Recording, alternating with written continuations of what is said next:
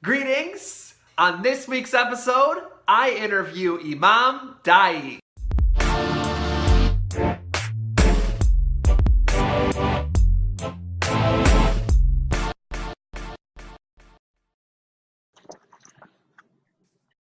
Greetings, everyone. Welcome to the celebration. It's an honor and a joy to have you with us. We have an amazing guest today, someone that I truly admire and appreciate everything he does in the world. He goes by the name Imam Daayiee Abdullah. Assalamu alaikum, Imam. How are you? I'm doing well. Alaikum salam. It's an honor to have you here. I'm really grateful. I appreciate you joining us. Thank you. You're welcome. Thank you for having me. Oh, man. My pleasure. So Imam Daayiee is the executive director of Mecca Institute. That's Muslim Education Center for Creative Academics. It's a Muslim think tank on Islamic theological seminary teaching and inclusive liberation theology and interpretation of the Quran. As Imam and Education Director at Light of Reform Mosque, Imam Daayiee provides pastoral counseling for Muslim youth, adults, their family, and friends. He performs same-sex, opposite-sex, and interfaith marriages for Muslims and non-Muslims of diverse backgrounds. How was that? Did I cover a little bit of what you do? Yes. Leading up to what I'm doing now, yes. What are you doing now? Well, I'm actually on the six-city nationwide tour, which I've completed 2.5 of those cities now, and basically promoting the school, looking for potential students, and getting the word out that Mecca Institute is a place to study if you really want to seek change. And our programming, which has 3 tracks. One's more traditional pastoral care. The second is Muslim leadership, and the third is for interfaith development. So all receive the foundation of pastoral care, but the more traditional one teaches you the different ways to do so in terms of prisons, hospice care, hospitals, things of this nature. The second one helps people learn the things they need to do to open up a mosque. And then the third is one of those people who are involved in the media, as well as those who are working in governmental agencies doing interfaith development. That's amazing. What led you to be an imam, and what is an imam? Well, first, an imam traditionally has been a person who has aspired to be a community leader, but that meant more so towards the religious education portion, and that they would train under an individual, more likely their neighborhood mosque or someone in the area. And from the early age, generally beginning with Quranic recitation around 4 or 5, and developing, then learning that particular madhab or school of thought that would be trained there. That's the traditional way. But in today's world, where academia, basically the madrasa went into the academic arena and not set in the traditional format. And so now people train in university, or at least a university level type program like ours, and then they become an imam through the training and then work and develop internships. And what was your pathway? Mine was the more academic path. I didn't grow up as a Muslim, so I didn't learn the Quranic recitation. And in today's world, it's much easier because we have our technology and digital world. So now reference materials are much more readily accessible and easily to obtain. So it's not like you had to order a book and wait a year for it to be hand copied and sent to you. Okay, what brought you to Islam? Well, it was an interesting framework. I've always been a person who has been a recipient of visions. And so through this process, back in the early 80s, I was working as a court stenographer for the IRS. And one of the attorneys, I should say one of the court judges, tax court judges, we had a conversation. He said he had been a court stenographer beforehand, and after going back to school, he became an attorney, and then that was his first year as a tax court judge. And so he said, "You're a smart guy. Maybe you should consider becoming an attorney," which I eventually, over the several times I saw him during that year on cases, I decided I would go back to school. But what kind of law would I go into? I didn't know. So I left the job, moved back to Washington, D.C., because I was based in Chicago at the time. And what happened is that I had a vision to study Chinese. And I was like, study Chinese. And then I had a second vision the next night. And it basically clarified for me that that was what I was to do. So I went to several schools, and it was at Georgetown University where they said, "We've been waiting for you." And I received what they called a Community Scholars Fellowship, which were people who were older who wanted to change their careers and do something different. So within a couple of months of getting my paperwork in, I began my Chinese language studies. And 9 months later, I was at Beijing University. And it was there, meeting the students, there I met Ma and several other Hui Chinese, and there were a few Uyghurs as well. And we had conversations in the evenings after classes. We would get a chance to communicate. And it was through those courses, because we would have our language courses in the morning, and then in the afternoon we would take regular courses, and it was through meeting them there and continuous conversations. They asked me one day if I knew anything about Islam, and I told them about what I knew of NOI, Nation of Islam, and also when I was a child, one of my older brothers was a member, and then also as an adult, I had been introduced to a number of Arabs who were Wahhabis, and had learned from there. And they said, "No, we're talking about the real Islam." And I said, "Real Islam?" And they told me that Ma told me that his family had been Muslim over 1,300 years. Wow. And so they were from Urumqi. And so they had gotten, actually north of Urumqi. And because of the Silk Route, that's how Islam filtered into China at that time. So our conversations continued. And one day I had a conversation. I asked him, "Well, what about being gay and Muslim?" And he said it was not a problem, because in Chinese culture, they had already had a number of gay emperors and a number of people who were diplomats who were homosexual, use the proper term.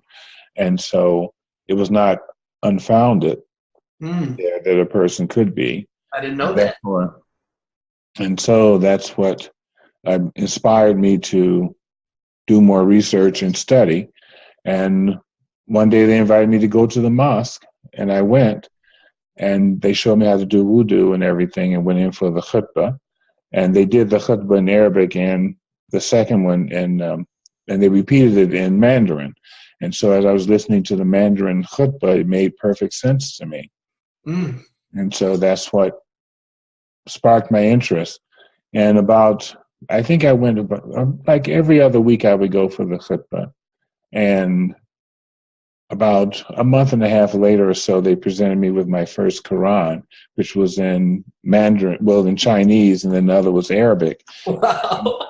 And I hadn't studied Arabic at the time, so I started reading the Quran, basically a tafsir explaining the Arabic, and it made good sense to me. So I continued to study. Then from there, went on to Taiwan for another 2.5 years of study. After my year there in China, and when I got to Taipei, that's when I knew there was a Saudi mosque that was there, Saudi-run mosque, and just my first time in there, I could tell the difference between the two.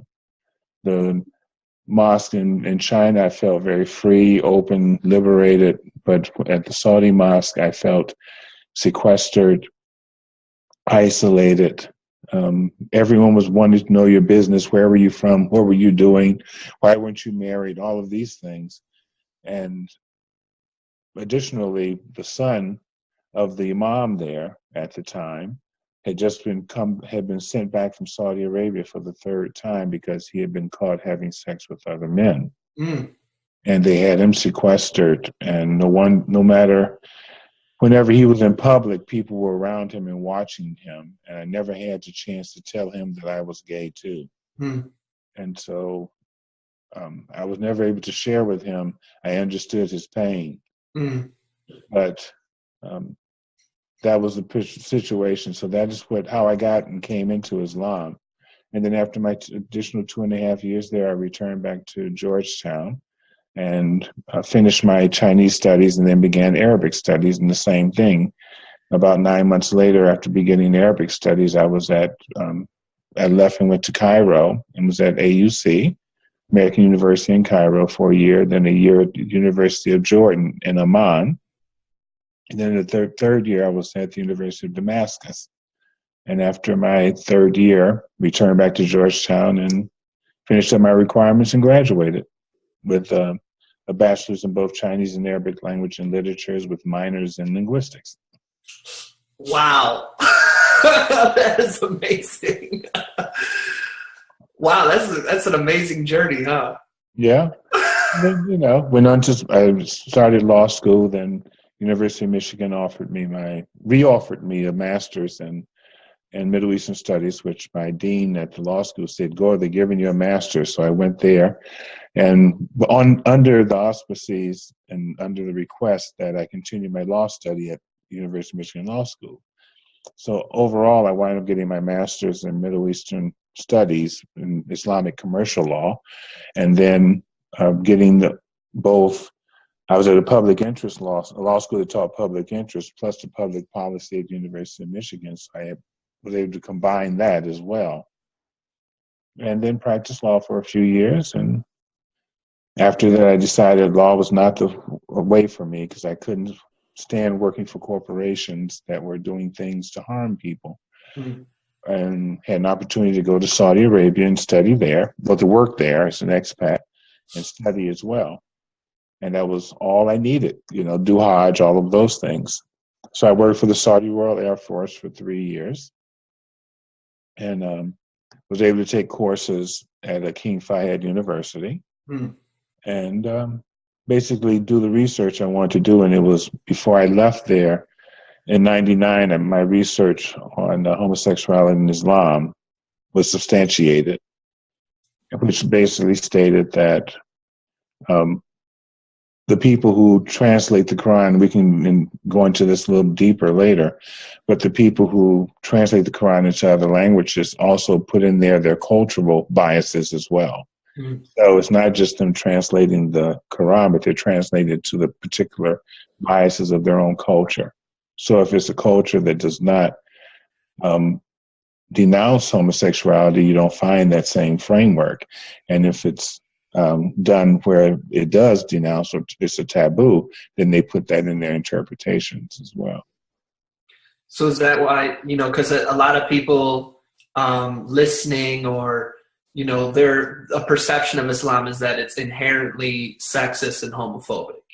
Well, that's because of the people during the translation are inherently sexist and homophobic. So it's a result of the Quran, which itself isn't, but when it becomes a part of an institution that is institutionally discriminatory, that's where it starts to enter in. Is my understanding it correctly? Well, it becomes a pillar. Gotcha. Rather than just entering in, but becomes a pillar upon which students study and are trained, yet they've never done the research themselves to understand where did this meaning come from.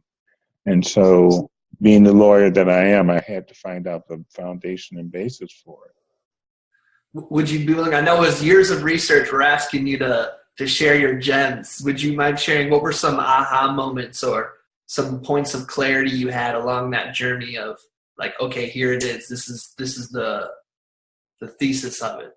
Well, one of the main things is that I noted was that wherever there was a mention of the Lut story, which people use as a foundation for their interpretation, that it's a sinful or inappropriate orientation, quote unquote, I put that, air quotes, orientation. This is lot you're talking about for people who know, Right. right? Okay.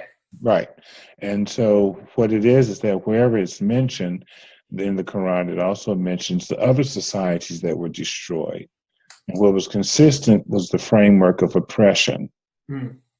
And so the theme that's in each of these places is that human beings will oppress other human beings for whatever the reasons may be. And so therefore, oppression is the real issue here. And so these are the things that are important. So I reread the Lut story in terms of oppression rather than as an issue of sin or sexual orientation, right, as a problem. Yeah.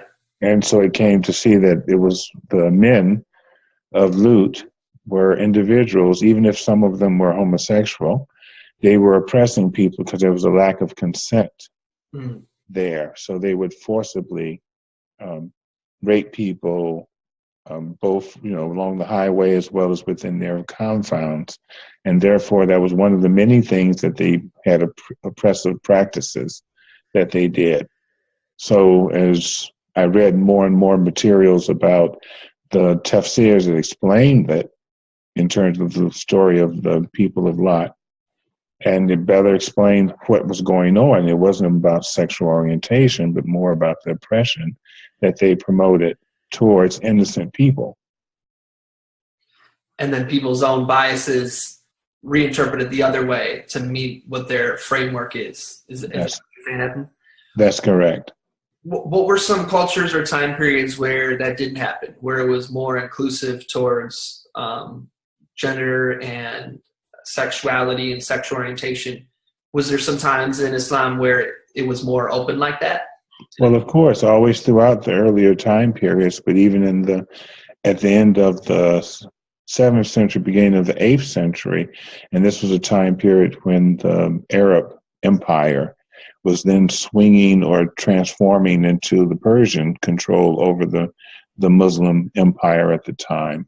The last full-blooded Arab emperor or emir was gay. Really? Homosexual. And this is around the same time of Bukhari, because Ibn Nawas was his teacher. Okay. And so Ibn Nawas taught both the full-blooded emir and his half-brother, who was half Persian and Arab, and also a number of other people. And so it was due to this transition and change in power and control that Bukhari, because the Persian Empire had a taboo, wrote that into his hadith studies or his hadith collections. So Bukhari is full of those commentaries that state that it is sinful and inappropriate when it comes from his traditional understanding. And then later on, in other time periods, at the end of the end of the Golden Age, when Baghdad was sacked, it was another time period where it became a prohibition through the works of Ibn Taymiyyah, which led up to the development of the Wahhabism later, which has always carried it forward. Yet, during the Ottoman Empire, it was not considered a problem, and the Senduks, as well as other formulations, and as a governmental process in 1858, modern or common era, is when the laws were changed, meaning that the fiqh was changed to make it non-criminal. Mm.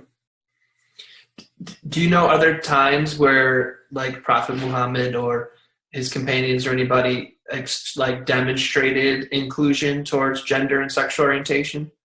Well, there was always a possibility and probability there, because earlier history remarks a number of different people who were involved, and I don't have my books in front of me to pull out names and everything, but things were much more fluid during that time period.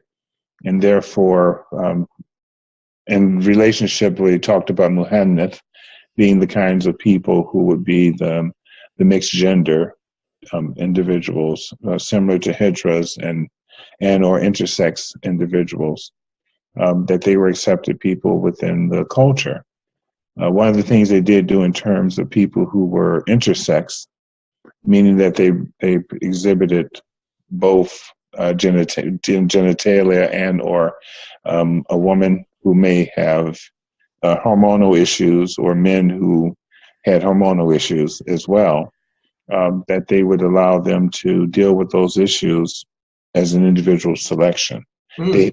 They were forced into a gender binary, but the individual made that decision at a certain age. Well, although I may look more like a woman, I feel that I'm a man, so they would be a male, considered male, or if they were looking more male, but they considered themselves to be female, they were considered female.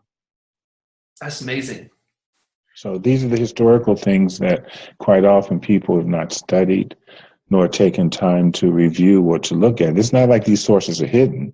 Yeah. They're available, but because people tend to go into the course and get through the course because the teacher said this, I want to write down the answer is this. Yeah. Well, why do you think people are so like vehemently opposed to this conversation we're having? Well, part of it is due to the culture, as I said before, but also too, some people find it a discomfort with difference. They've been sold, and I'll just use in this term a bill of goods, that everything is same, everything is monolithic, and in order to be a certain way, though the history shows differently, that there's only one way to be Muslim, one size fits all. And that's been, I think, far more consistent over the last 100 years or so because of the push of Wahhabism and the oil monies allowed them to promote that. It was a very small sect in the Hijaz or in Saudi Arabia in the earlier years. But as the oil money came, they were able to develop a methodology to promote that idea. They would bring people to Saudi Arabia to train them in Arab understanding of Islam, of Arab culture understanding, and then send them back to places where they would build their mosques and translate the books into the local language, and they would put in the same kinds of restrictions within it. Mm. So this is what they did. It was a great business plan. And by following it over the last 60, 70 years, they've been able to infiltrate many different countries where the earlier renderings, earlier understandings of Islam were much more welcoming to all types of people. But then when they kind of like systemically spread out throughout the globe and have, like, even in our town, they have this big, beautiful mosque, you know, it's just down the road. It's so convenient to go to, but then like subtly it starts to influence the way you perceive Islam. So I even see that here in progressive LA, you know? Yes. But you have a vision, right? So I see that you talk about creating an inclusive school of thought and community. What does that mean to you? Well, what it means is that all the people who are involved as worshipers and believers are not set just in a patriarchal binary, but they're people of all different backgrounds who are non-Arabs. And so they come from everywhere around the world, and they have the right to understand and develop their understanding of Islam to the fullness that works for them. Yeah. And since they live in a culture, if you're in Indonesia, does it necessarily mean that the Islam that you study there would be appropriate in Western Africa or South America or even in Europe or the United States? No, because you have those cultural aspects to it that make it more specific to that region. So the important thing is to strip out the culture. And when you do that, then you have the more foundational pillars and understanding those very clearly. This is something that's not taught today. Mm-hmm. And so it's important that we revive that understanding.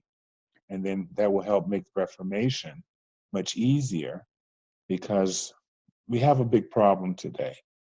People are always talking about going back in time to look at what people did and then saying those were the answers and that's appropriate for today. How can that be the case?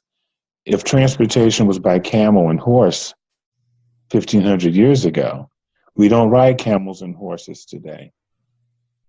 Exactly. So, but the reality is that the things that you should not do with people in terms of you don't run people over in the streets with your horse or camel. Yeah, You exactly. people over in the street with your car or motorcycle or bicycle even.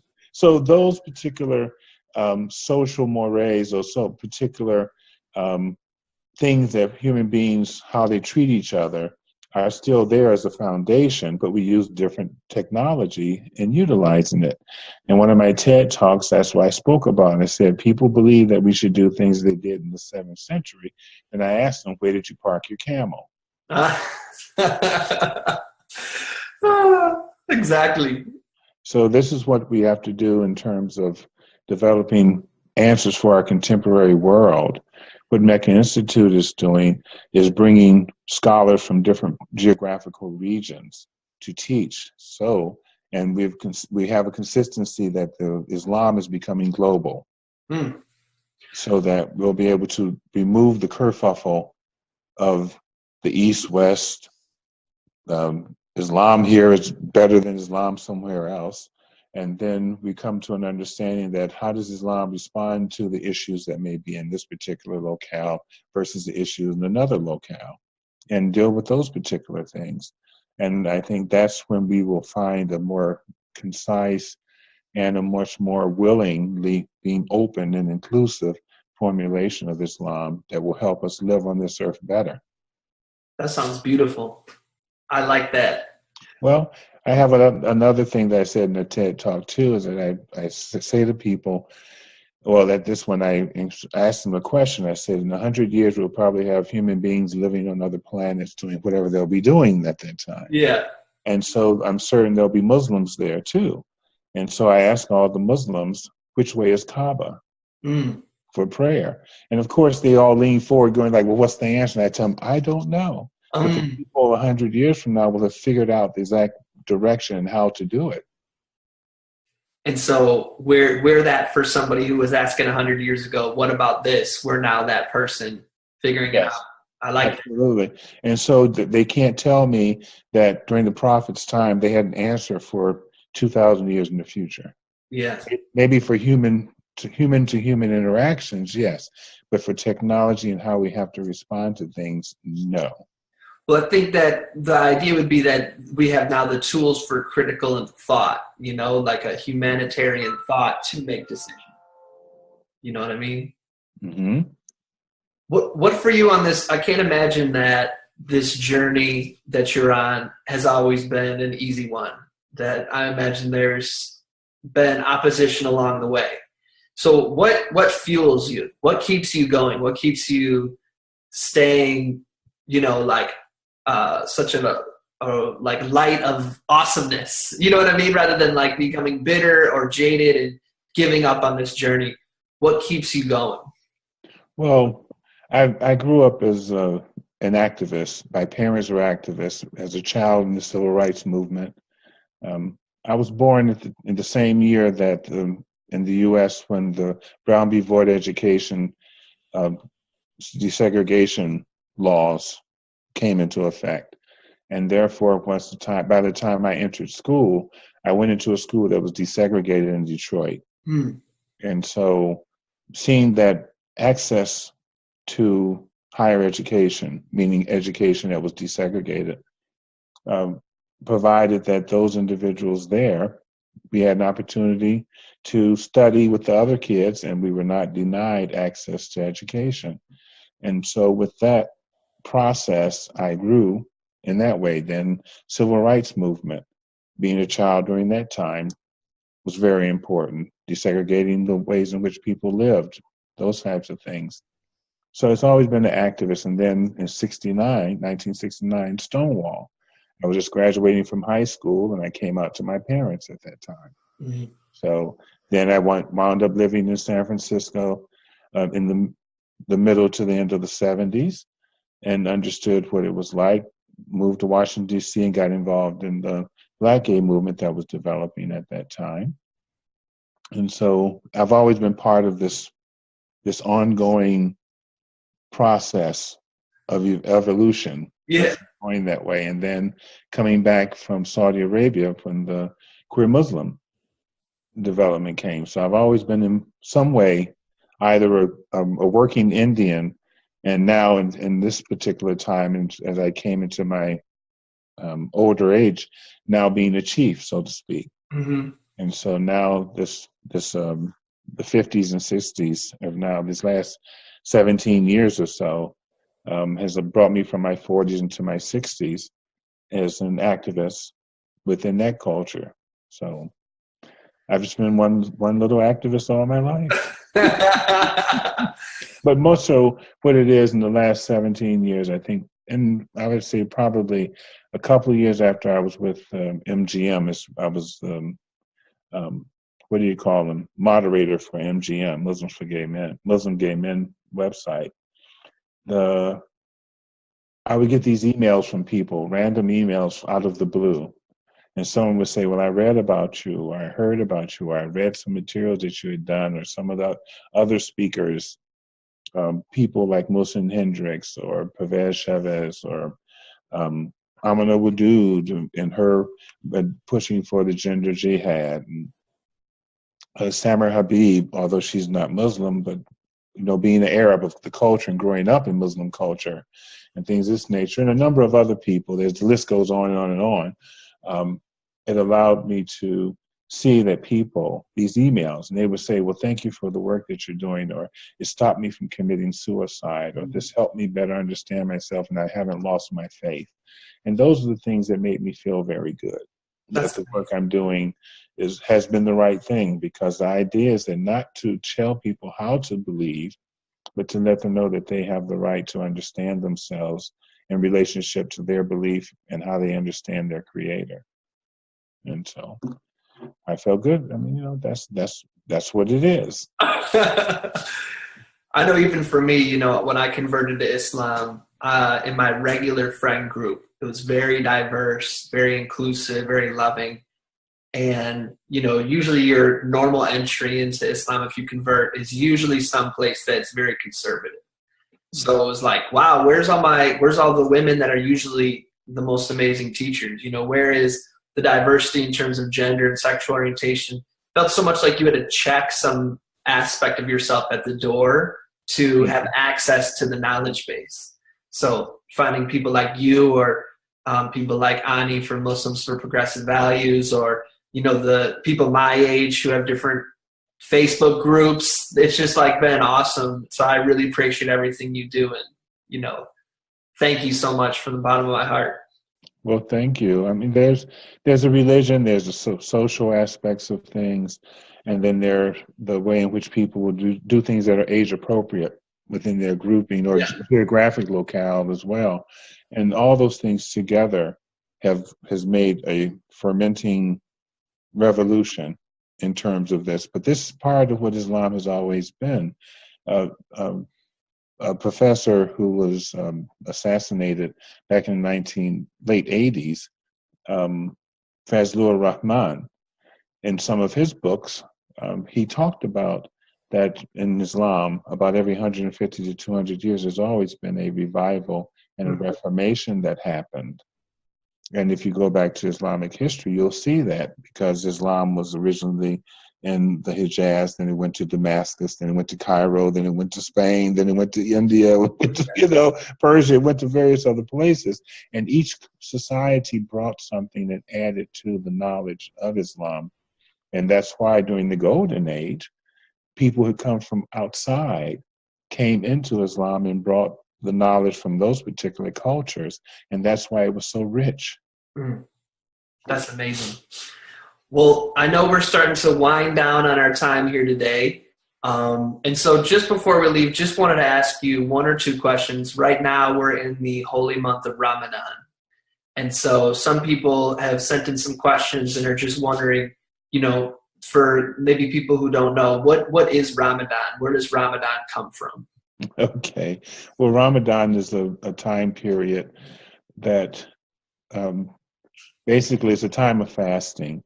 And it's to help a person to become more mindful of themselves as a human being, the fragilities and the flaws in which we have as people. We can take that time to reflect upon our lives, but also in terms of our monetary situation, we can then use some of the funding that we would use in a normal day-to-day activity, we can use that to give to the community, the Muslim community, so that we can help the poor, we can help the people who aren't able to help themselves, the indigent, and people who may have physical disabilities and can't work and things of this nature.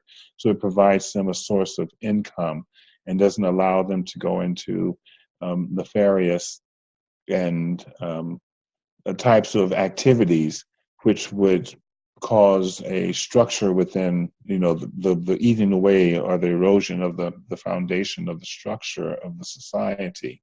Because if everyone can eat, everyone can do these types of things, and what's the need for some of these other nefarious activities that you may find in societies like in the West or in other societies as well, where you have the undercurrent where people have to survive and they do things to survive. Mm. So that's what it is. But then Ramadan is also a time of reflection. So it does many different things within many different kinds of people. And one of the reasons why people give their zakat, which is it depends on what it is, but of their overall wealth, if they can afford, they usually give anywhere, depending on the culture, it's anywhere from 2.5% to 10%, depending on that particular culture, that you give towards the community. Mm. So people, there are formulas they change. I won't get into all the formula process, but it's basically you take all the stuff, your money you have, you take out your expenses for the next year. What does it cost for all these things? And then whatever's left over is what you give of that to in your zakat. That's awesome. And when did this Ramadan start being practiced? Where did it come from historically? Oh, in the very beginning of the Islamic framework, because the Prophet saw as the nascent community, they were in need. And see, this comes from the Ansar. When the Prophet left Mecca and went to Medina, and the Muslims who had gone to the Christian area with the nexus there, and they came and formed a center, a city-state in Medina. It was at that time the Ansar were the people who helped them. Mm. So that set the precedent, because the Jews, the Christians, and the pagans who were there who signed the treaty are the ones who helped them reestablish themselves. The Muslims reestablish themselves, and therefore the idea of giving to those who are in need to help give them a foundation to grow from is where it came from. And I see it's also part of the framework in some of the proverbs that come from Prophet Isa, where he talks about the seed being landed in good fertile soil, allows it to grow. So it's part of that metaphor. And along that chain of transmission, that if you come to a place and you're in need of sustenance, then if you help provide that, that person will generally grow and prosper. Mm. And so this is how I see it. That's awesome. And Prophet Isa being Prophet Jesus, for those who aren't aware. Yes. Anything you want to add before we conclude today? Well, I just want to encourage everyone, no matter what your age is, that to understand that there is no one size fits all Islam, and that if you have nearly 8 billion people in the world, and of them a third, 2 point something billion people, well, I should say a quarter of them, 2 point something billion people are Muslim. That means that Islam can have that many different senses of understanding. Mm. Therefore, it's no monolith. And it also says the possibilities of what our Creator can have and create is endless. It's boundless. And so just want to remind people that just because folks say they know it doesn't mean they actually do. I mean, well, thank you so much, brother. Where can people find you if they want to reach out and tell you how amazing you are? Well, they can reach me at my website. You can contact me through Daayiee.net, or personal emails can come to me at Daayiee at AOL.com. And if they're interested in studying, they can go to www.Mecca-Institute.org/, and they'll get there, and you can go to the school, see about the certificate program, or learn more about the organization. And we'll have all that in the show notes, folks. So if you missed that, just look below. It's right down there for you. So I thank you so much. Would you be willing to close us with a little dua by chance? We'll take a moment and center ourselves and to recognize that our Creator is ever present, ever watchful, and forever understanding, that we are able to come to our Creator in these quiet moments and to surrender our issues, our challenges. And with surrendering them, remember that relieves you and opens up your creativity in your mind to receive inspiration from our Creator. And if you don't get an answer right away, do know that one will come. So remain at peace. Salam. Ameen. Thank you so much. That was beautiful, and I know a lot of people appreciated that. So once again, I want to thank you so much, Imam, and everyone, thank you for listening. As always, we're wishing you peace and blessings. Greetings, Tom Earl here. I hope you enjoyed that episode of The Celebration. I wanted to touch base because a lot of people have been having some amazing questions about the Celebration Academy. And so I wanted to give you a back-end perspective or a back-end insider's view of what is the Celebration. So the Celebration is an individualized learning platform where you get your own learning profile, and it has all of your lessons, your videos, your handouts, the MP3 downloads, everything you need right here on your own learning platform that you log into. And it's a 6-week course that, just like the podcast, it's a place for leadership, inclusion, and expression where we live as the best version of ourselves. Except with this, it takes a step-by-step systemic approach that builds upon each week so that you connect with your gifts and your purpose while taking your leadership, your expression, your communication, and your relationships to the highest level of the best version of yourselves. It's a great program. As you can see, each week has 2 lessons, and they're in great sizes, 15 minutes each lesson, so that you can complete one lesson on the way to work and complete the other one on the way home from work, or however you'd like to break this down. So you can just go click right in. Here's your video. It's great. You can download the MP3, all your handouts. You can have comments here where your classmates or I can respond. It's great. And if you sign up right now, you're going to see right here that I include the achievement roadmap right there for you. At the same time, if you sign up right now, you get a one-on-one coaching session with me, which is going to be great. In addition, you get added to Leadership Makes Impact, which is a membership program where you get a free training every single month. So you can check that out all right here, tomerl.com/courses. Right there, you can enroll today. And if you'd like, we have a program called the Achievement Roadmap. It's a free 3-part course. Connects you with the tools, mindsets, and practice for stress-free time management and high-impact goal setting. So if you'd like, you can sign up for that for free just by going to tomerl.com/courses. Sign up for free right here, and then create your own unique, individualized user profile. Just enter your name, your email address, create a password, hit sign up for free, and you are in. Once you're in, it looks like this. And you have awesome stuff right here. Welcome each class, and you can download each one as an MP3 if you want to listen to it on the go.